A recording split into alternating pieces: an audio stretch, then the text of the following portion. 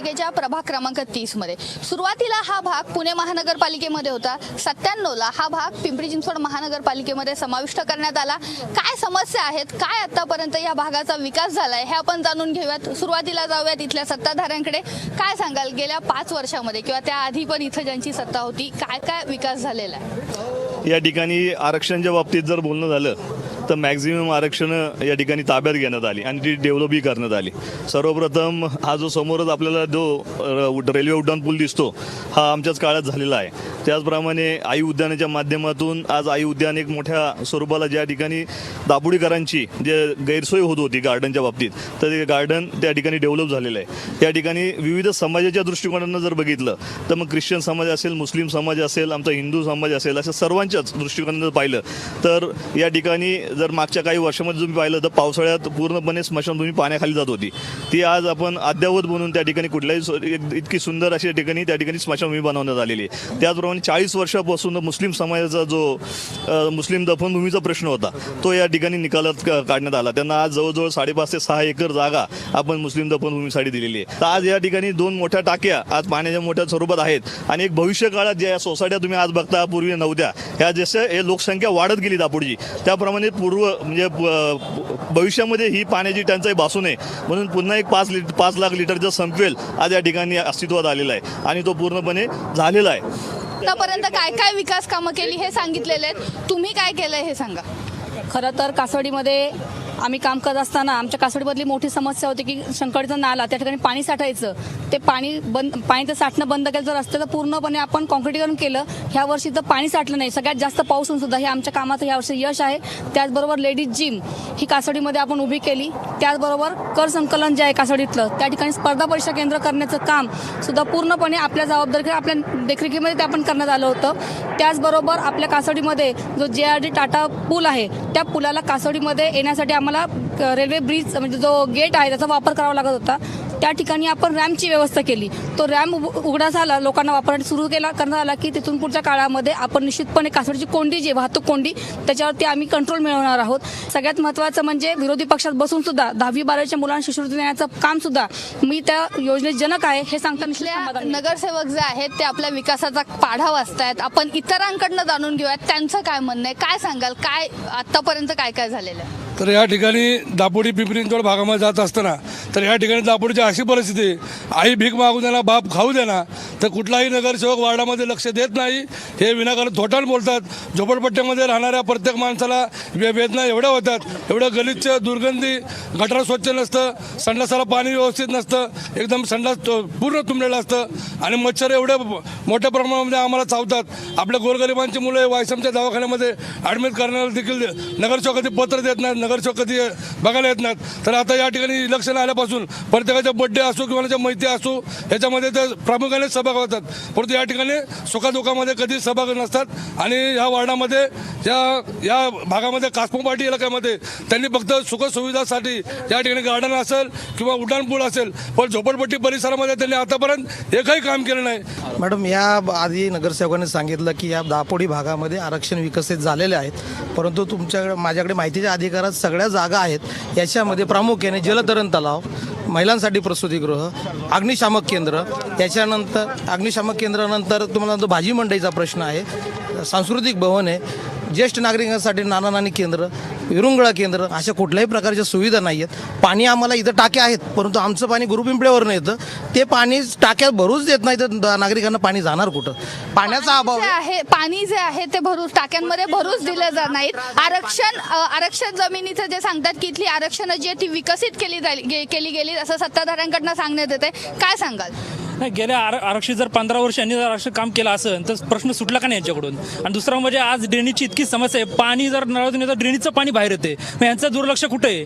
हां, मच्छरांचा त्रास आहे, नदीला वारंवार पाला येतो, त्यावेळेस यांचं लक्ष कुठं असतं? हा मुख्याने प्रश्न आहे। ज्यावेळेस मूलभूत नागरिकांचा प्रश्न असतो तो कधी यांच्याकडून सुटत नाही।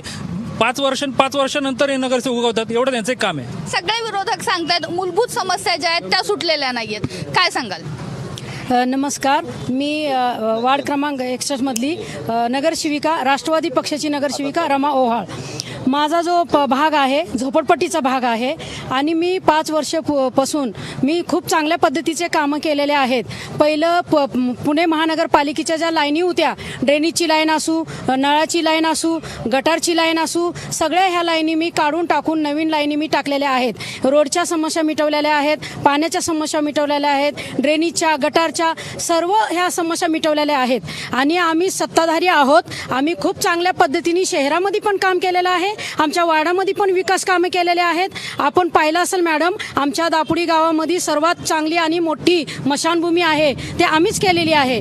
सगळ्या ज्या काही समस्या आहेत आम्ही सोडवलेल्या आहेत 5 वर्ष. ह्यापुढेही आम्ही सोडू. आणि जे काही कोणी बोलत असेल की नगरसेवकांनी काम नाही केलं, तर मॅडम आपण बघू शकता आमच्या वार्डामध्ये भरपूर विकास झालेला आहे आणि आम्ही करूही. आम्ही सत्ताधारी आहोत आणि सत्ताधारी आम्ही राहूही. सत्ताधारी आहोत आणि सत्ताधारी राहणार असा विश्वास ते व्यक्त करतात. काय सांगाल, इथले तुम्ही ज्येष्ठ आहात, गेली अनेक वर्ष इथल्या राजकारणामध्ये आहात, काय सांगाल? मी ज्येष्ठ कार्यकर्ता आहे, काँग्रेस आयच्या गेले 40 वर्षापासून या दापोडीचं स्थायिक आहे. पण आत्तापर्यंत मी नगरसेवकाला प्रत्येकाला खारीच्या वाट्याने मदत केली, पण त्यांनी तिची जाण ठेवली नाही.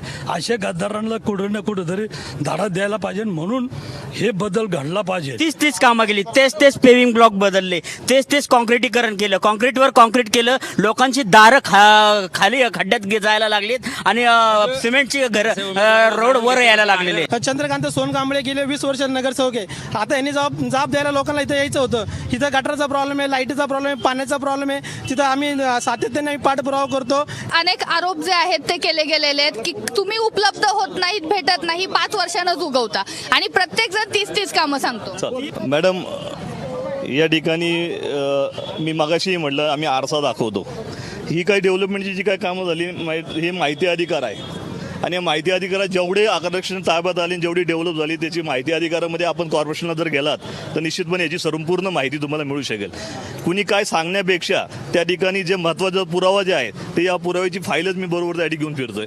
माहिती अधिकारात जे काय माहिती, जे काय तुम्हाला इंटरनल ब्लॉक बसवण्यापासून तर जे टोलेजंग जे आरक्षण ताब्यात घेण्यापासून जी काय कामं झाली तुमच्या समोर आहेत. वाहतुकीचा प्रश्न आहे. दापोडीमधनं जर पिंपरी, निगडी या भागात जायचं असेल तर वाहतुकीची साधनं नाहीये, त्यामुळं खूप मोठा वळसा घालून इथल्या नागरिकांना जावं लागतं. काय सांगाल? मी गेल्या 61 सालापासून मी सामाजिक कार्यात आहे.